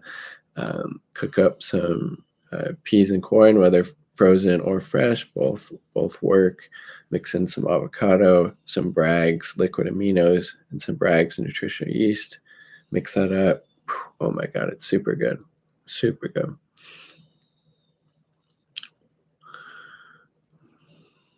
What about burying somebody? Chose the name because of the song. That's super good. So much good food. So much good food. Yeah. But again, and that's insanity of capitalism. In the United States, what, 40% of the food gets wasted, and yet we have people, hundreds of thousands and probably millions, frankly, that are, living in poverty and don't know where their next meal is coming from, type of situation. Millions of people, even though a good chunk of the food gets wasted, because again, it's designed to generate profits, and it makes more money to let that food go to waste than it does to feed people, as opposed to a socialist, economy and society, which would be run for the benefit of the people. It wouldn't be seeking a profit motive.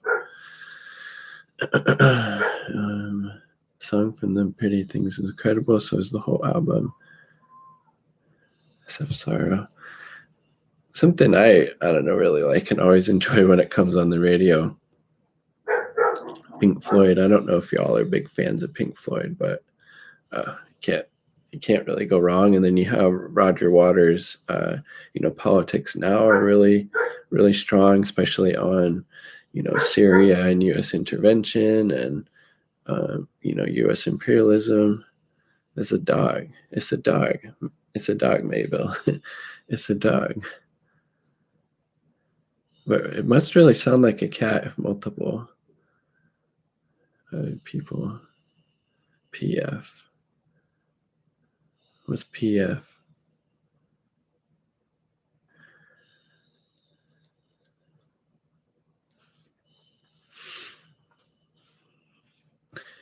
Yeah, isn't it nuts though?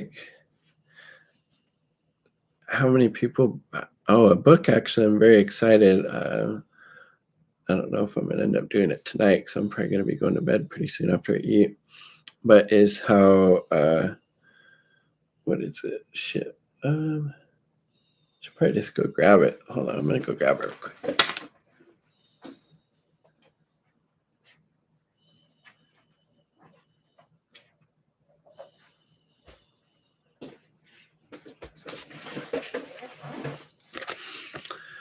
BreadTube Serves Imperialism, Examining the New Brand of Internet Pseudo-Socialism by Caleb Maupin. I just came across Caleb pretty recently. I think actually when Jackson Hinkle was interviewing him about this book, and just super, super knowledgeable person, especially when it comes to foreign policy and the history of U.S. imperialism and these revolutionary movements and all of these, communist and socialist leaning governments. Seems to have pretty extensive knowledge, frankly, when it comes to U.S. foreign policy, and it's with a anti-imperialist, a socialist lens, which is awesome. Emoji is not 18. Caleb rocks. Okay, not 18. Roger Waters is CIA? What? Roger Waters calls out the CIA and the bullshit they're trying to do in places like, Syria and the OPCW cover up to serve, U.S. empire and hegemony. Yeah, I agree. Citation needed. Not 18.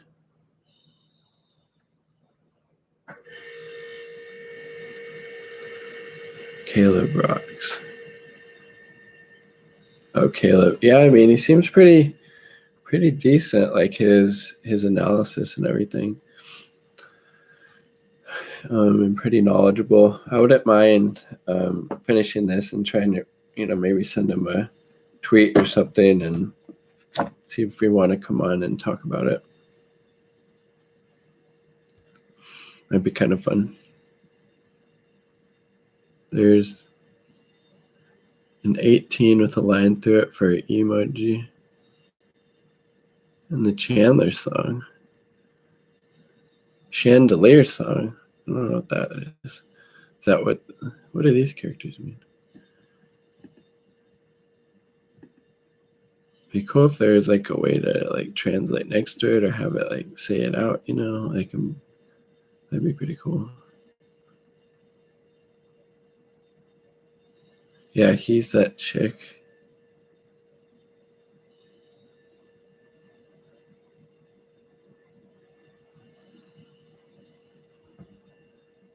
Roger Waters is what is that? What are you talking about? I'm a little confused. Yeah, I must have missed that too.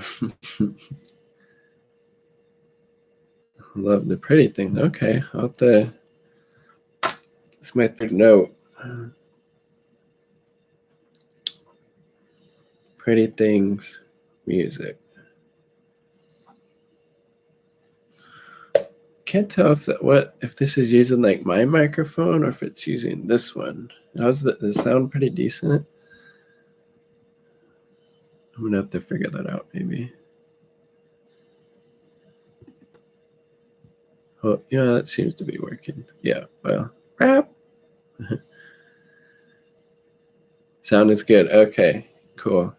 So it must be picking up on this little plug-in mic. Even got a little light back there too.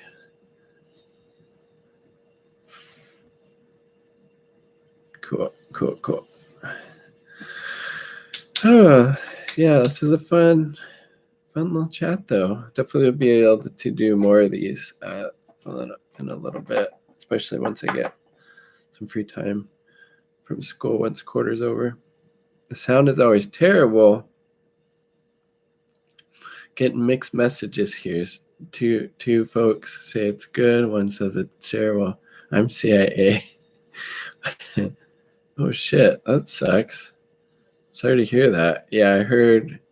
Yeah, that can be a pretty big problem. Some places, people like cutting those off, stealing them from people's cars, so they like recycle them for the metal or something, right? Sorry to hear that. Jones probably took it. Probably not. I don't know. I haven't heard if he said they're. Maple Jones said they're CIA, but I don't know if there's been any evidence to show that they've been, stealing catalytic converters. I would say, people stealing catalytic converters is more of a sign of, late stage, capitalism, something like that. Or the, dialectic, the juxtaposition of what 500 plus thousand people don't have a home in the US. It's probably higher, but we have millions of homes that go, unlived for months or years at a time. I'm trying to destroy the environment faster. See, again, it's so like, can you type like emojis? You can type emojis, right? I'm just seeing a lot of text. Let's see if I can play this one. What is this thing? Wait, is that a fox or a monkey? I can't really tell. Emoji. Is it emoji? Emoji? Am I saying it incorrectly? It very well could be. How do you say it? How do you say it then?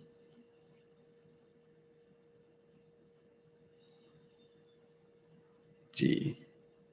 Emoji. Better? Emoji. Say his name. Goat G.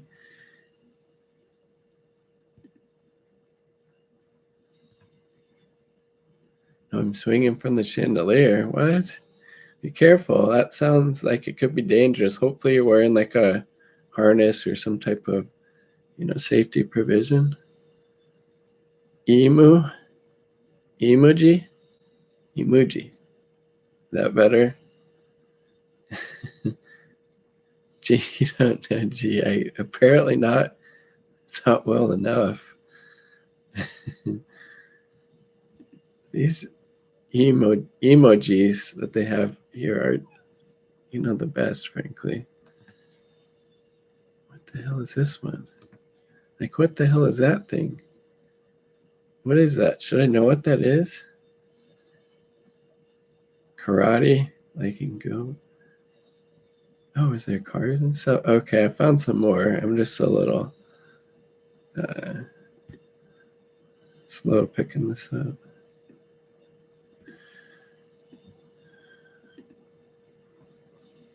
Cool. All right. Oh man, G has you. I have to get my phone and look that up. Except I don't know where my phone is right now, which is okay. The other is go. Whew. All right. Ghee is butter. Yeah. Don't consume ghee, but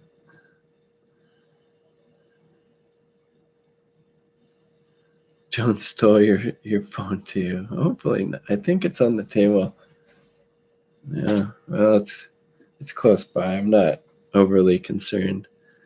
Sam Cedar is the real GOAT, in the sense of greatest of all time, or do you mean something else with the acronyms in Cedar's case?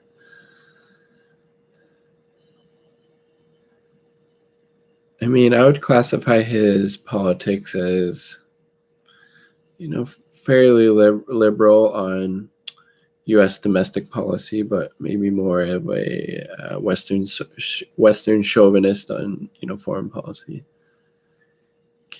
Say it right. I'm trying. I'm honestly. I wish there was a way to do a voice that if there's some way you could leave a little voice comment so I could see you. And I can't tell. It's hard for me to tell if you're just trolling or not. Because I have been trying. Greatest orator at Taco Bell. Sam Cedar? Oh, okay.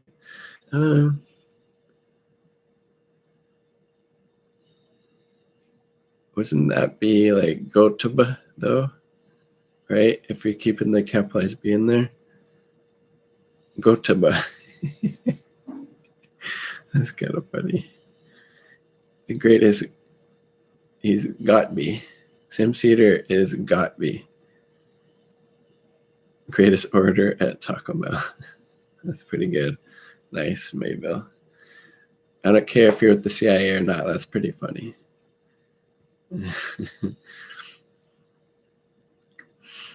Which again, there probably are a lot of CIA-backed accounts.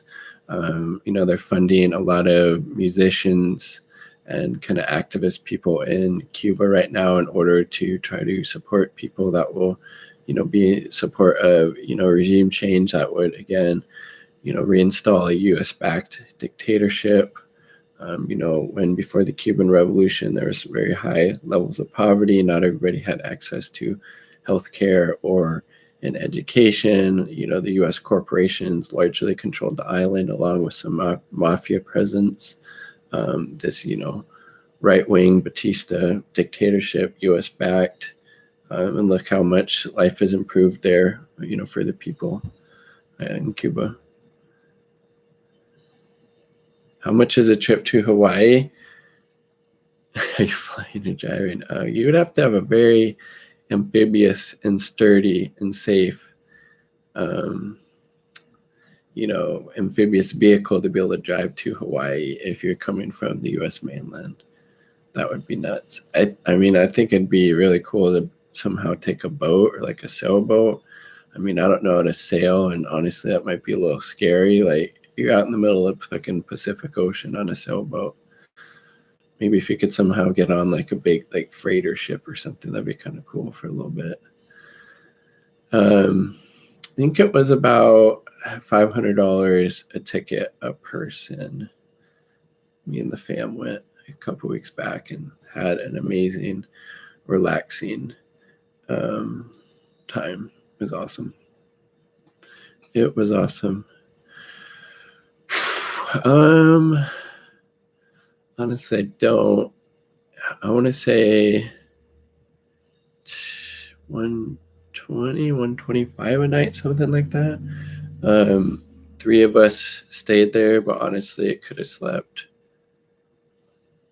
4 to 5 people pretty comfortably. It was this Airbnb on the east side of the Big Island, the kind of wet, more tropical side. Like it was like 80, 84 during the day, and high 60s at the low at night.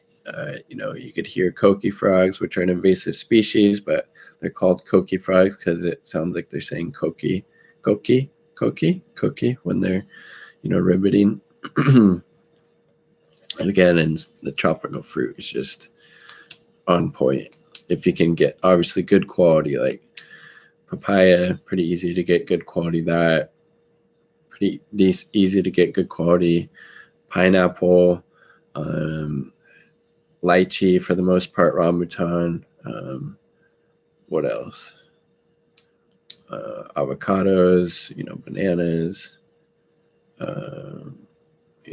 stuff like that. Oh, and then if you have the opportunity to try some fresh sugar cane, like chew on the actual sugar cane, like where they get sugar cane from, though they used to, used to sweeten soda and using cooking, etc.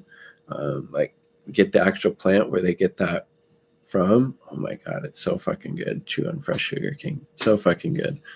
If you get good cold pineapple as well, cold coconut water. Whew. And we've been there several times. And oh, here's my phone. Baron Saturday subscribed. It's a real channel. See, thank you, Baron. I will check your stuff. Shit. I will check your stuff out. It's on my list. But the last couple of times before this, we were able to get out to the lava flow, like actually the lava coming up from the earth. You could see it. You could literally feel the heat. You could see the smoke coming through the lava vents at different places. That was like insane. Like you got to really be careful. Don't like fuck around there. It wasn't like bursting and gushing up into the air like in the feet. It was just like slow moving lava, but you could see it like literally the melting core of the earth bubbling up. It was insane. So cool. I like Parasite. I haven't seen that movie, but I have heard a lot of people talk about it and decent amount recommend it. Should probably just check it out at some point. Collaborators.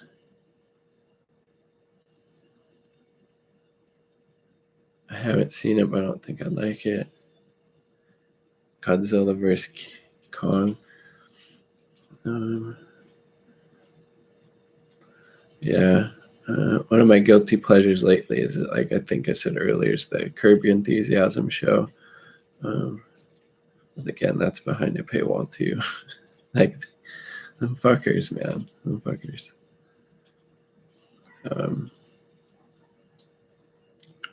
All right. Good night, everybody. This was fun. Yeah, I saw that.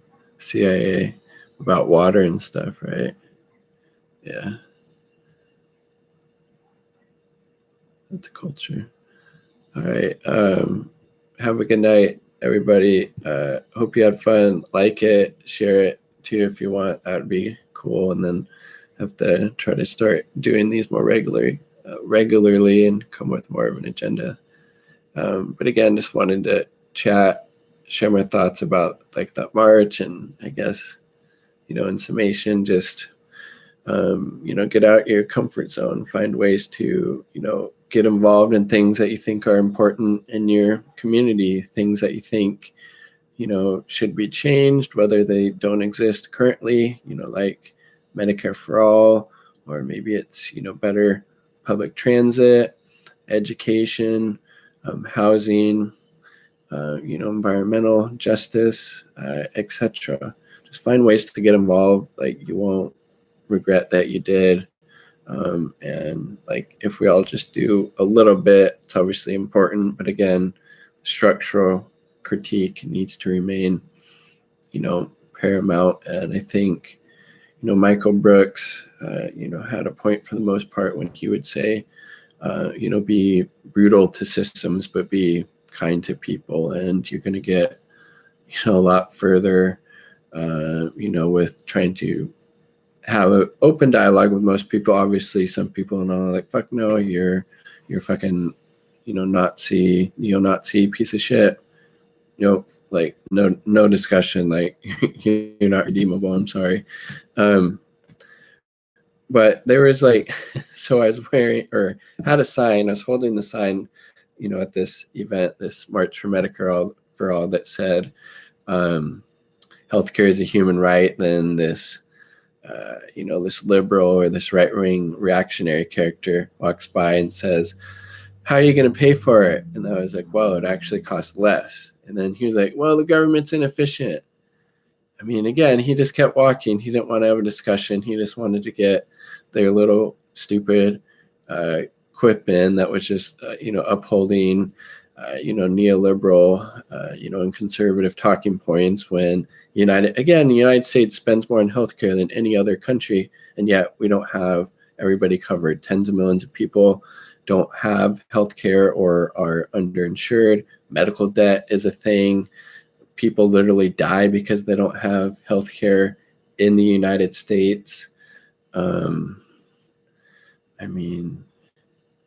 But Jesus Christ, but no, we need to sanction the shit out of Cuba, who has universal health care. So, because Biden says that, they're mass detaining people when the United States has the world's biggest prison population, and how the United States never really got rid of slavery. In fact, it's been happening,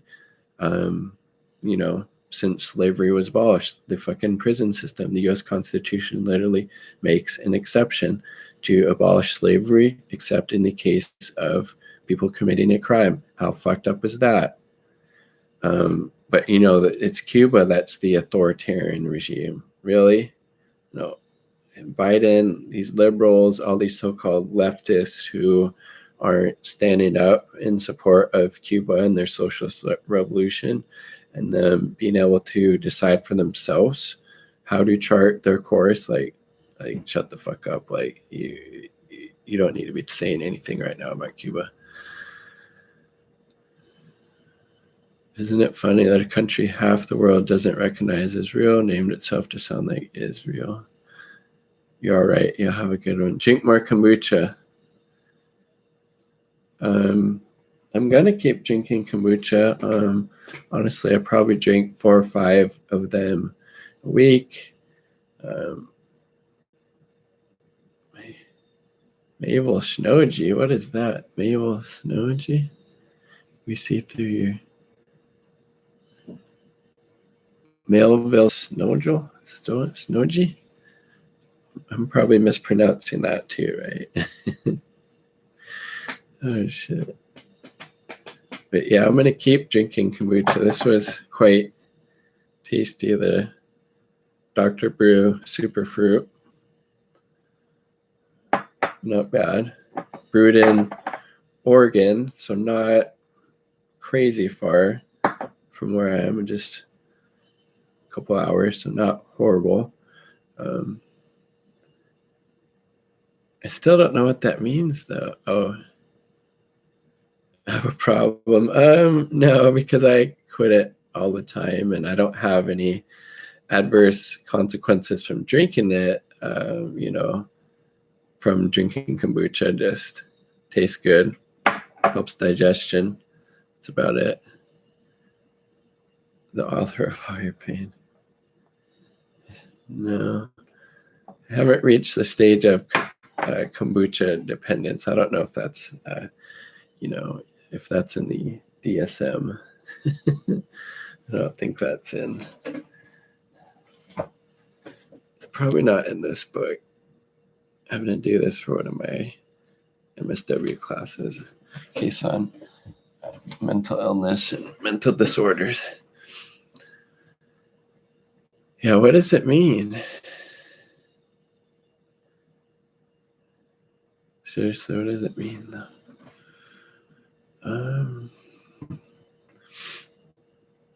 Let's see. But yeah, this was pretty fun. Pretty fun.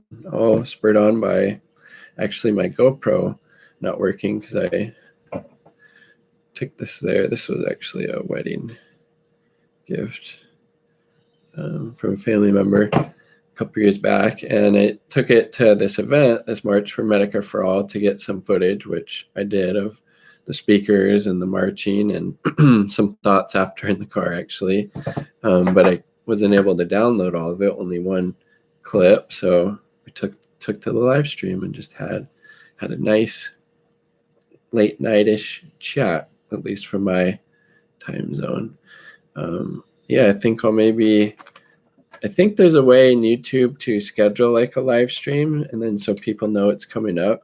Do you think that would have the effect of, maybe having a couple more people jump on next time, or do you think that is a failed strategy to increase the viewership, which I appreciate, but the more people we get on here, the more lively and the amount of things we'll be able to discuss could be. But I did have fun, shared some thoughts, read most of the chats, tried to talk about that. That was cool. Yeah, my degree is in going to be a master's of social work after this quarter, so about 5 more weeks, and then I'll graduate next spring. How many people here do mushrooms and listen to Terrence McKenna? I've heard some Terrence, McKenna. He's got some good chats out there. Wait, there's way too many people in here. I think there's only 3. I don't know. I'm not feeling like it's too crowded yet. But I appreciate your perspective if you are. Yeah. So not mental health right away, but probably on that track eventually get like licensed and become a licensed social worker, and then you can provide, therapy and stuff. Into my fact book.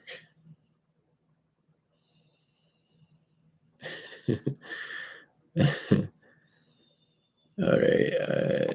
Your fact book. What is a fact book? Like you're putting it in your journal. That's funny. Oh, they got birthday cakes. They got food on here. Oh, I had some of that today. What else did I have? I had a sandwich. I don't see a sandwich.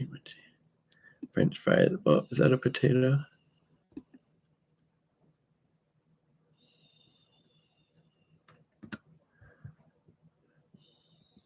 Many years ago, yeah. I'll just say the set and setting while using those are super important, I think, like with most drugs. Dragon fruit.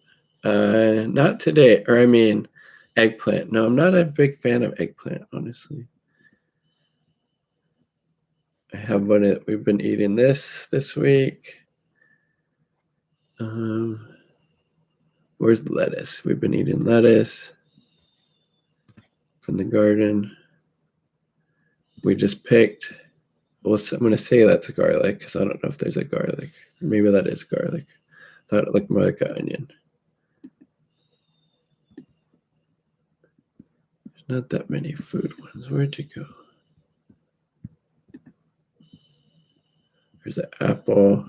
It'll be time to start foraging those soon. Just cool. There's a lot of parks around here. You can go pick apples for free. It's pretty amazing. Apple chips to eat fresh, applesauce, apple pie. Very versatile. No,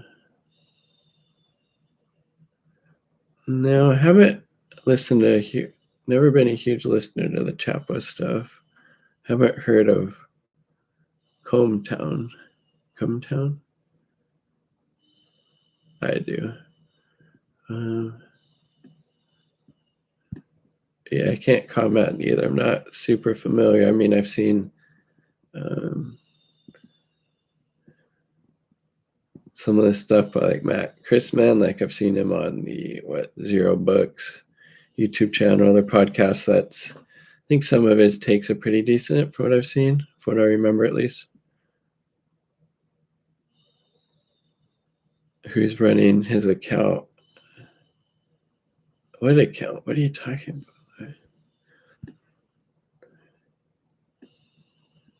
Mayville's very accusatory. It does kind of sound, CIA or something. Maybe that was honesty.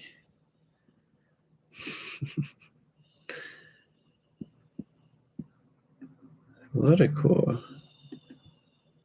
Ooh, blueberries. Those are super good.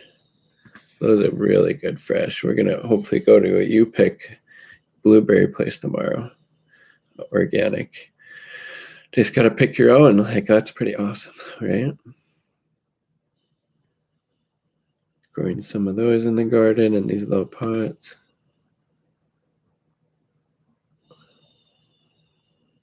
Have some of that in the fridge. About to have a lot of plums. Have a lot of Asian pears. Pick those later in the year though. Yeah, I think like growing your own food is something that we can all try to focus on a little bit, and something that oftentimes yes. Yes. Wow. Who else? I mean, it has the Be the Change. That's my channel name. That's me, dude. Person. Mayville. Up. You Pick rocks. Oh yeah. I've never been to You Pick blueberry patch. This will be our first time. Oh man. But yeah, we're excited. Like $3 a pound for organic. Like you're gonna pay double, if not more, to get decent quality organic. Blueberries at the store. Plus, you can maybe bring your own containers, produce less waste, etc. You know exactly where it came from, what it looked like, how fresh it was, conditions it was grown. My culo. Okay, because people get other. No, my chat's not that busy right now. There's only a couple of people talking. I can usually keep up with it, but yeah, honestly, I bet my kiddo would really love to jump on this. I'll have to talk with her about that at some point. Yeah, nope. This is me. I was putting in pictures some of the food that I've been eating. Ooh, you can never eat enough of these if they're good quality, frankly. Like strawberries, so good, so good.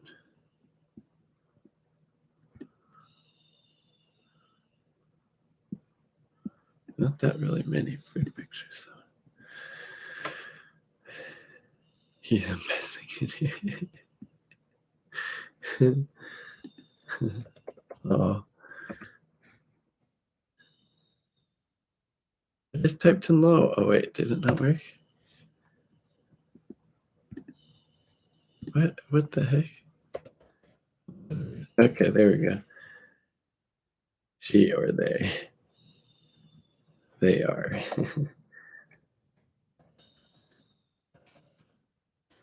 Maybe they are. They are investigating.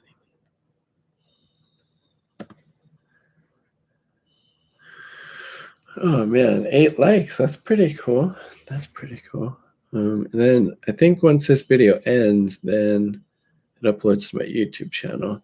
But I've noticed, like, because I make most of my videos using the like QuickTime player that just came with my computer, with a little light and this microphone, because the audio quality, gets better.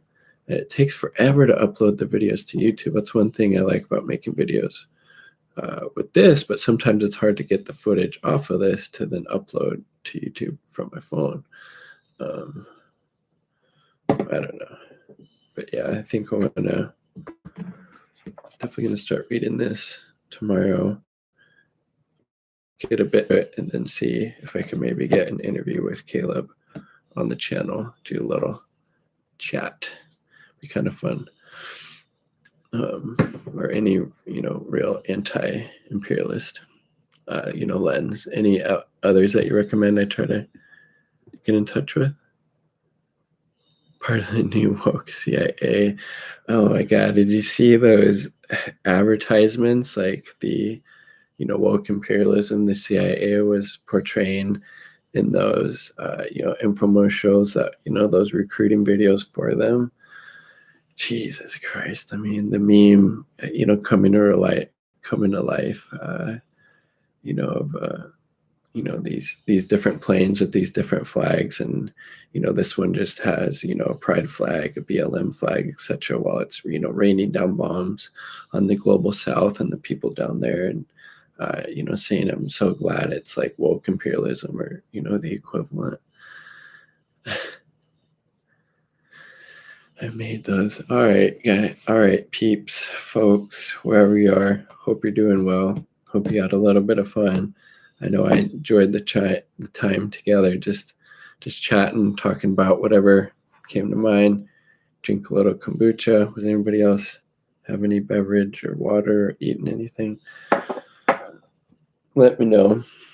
Took down a couple of notes, and we'll have to do this again, maybe schedule it in advance so a few more people know about it. So if you're not already, subscribe to the channel. That would be awesome.